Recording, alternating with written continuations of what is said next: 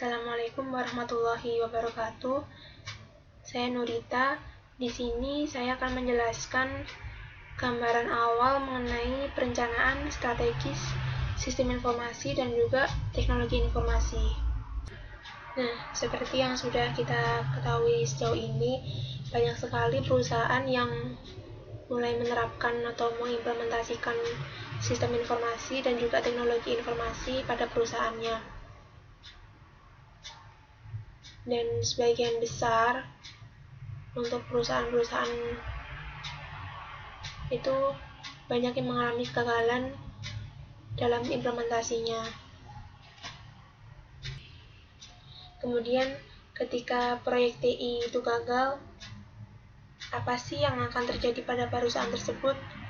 Yang pasti adalah kerugian pada perusahaan tersebut, baik dalam hal human resource atau sumber daya manusianya, kemudian waktu, dan juga biaya yang dikeluarkannya akan turut andil dalam memberikan kerugian dalam perusahaan tersebut.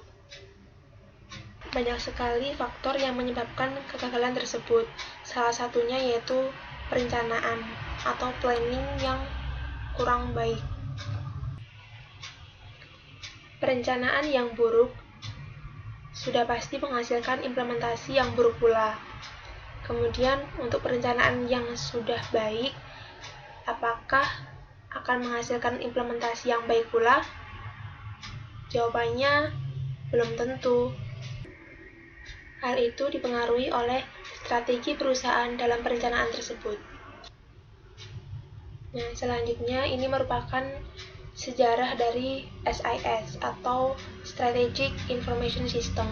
Jadi, SIS ini merupakan pengembangan konsep dari data processing yang kemudian dikembangkan lagi pada tahun 1960, yaitu mengenai manajemen information system, dan dikembangkan lagi pada tahun 1970 mengenai DSS. Dan SIS ini dikembangkan pada tahun 80 sampai 90. Dan teknologi terakhir dari pengembangan konsep SIS ini yaitu e-commerce. Nah, kemudian di sini saya akan membahas studi kasus mengenai Bank BRI dalam implementasi SITI dalam bank tersebut. Bisa dibilang Bank BRI ini merupakan pionir dalam implementasi SITI di bidang perbankan. Beberapa contohnya yaitu bisa ATM, kemudian kartu debit dan kredit, dan juga e-banking. Nah, apakah keputusan Bank BRI ini bisa dibilang strategis ketika sekarang ini banyak sekali bank-bank yang menerapkan teknologi yang sama, seperti ATM di Bank Mandiri dan juga BNI, kemudian kartu debit dan kredit di Bank BCA dan Mandiri, kemudian token, terus e-money, e-toll card, dan lain-lain. Kemudian contoh yang kedua yaitu Gojek. Gojek ini juga bisa dibilang merupakan pionir dalam layanan transportasi yang menerapkan TI dalam proses pemesanannya. Dari yang awalnya hanya menawarkan jasa antar untuk penumpang atau orang, sekarang berkembang tidak hanya mengantarkan orang tapi juga barang. Dan berkembang lagi ke makanan, kemudian petugas kebersihan, kemudian juga go massage, dan lain-lainnya.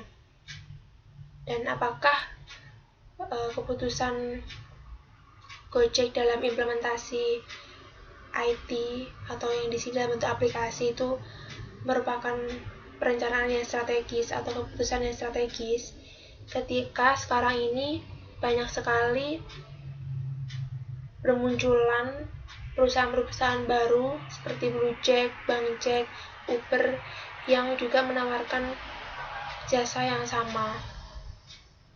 Nah, implementasi SI atau TI dikatakan strategis apabila pengimplementasiannya itu selaras dengan bisnis perusahaan dan juga mendukung inti atau core proses bisnis perusahaan tersebut.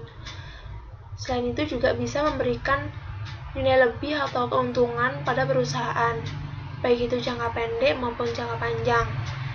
Dan dengan mengimplementasikan SI atau TI tersebut, perusahaan dijadikan pionir dalam penggunaan teknologi yang baru tersebut.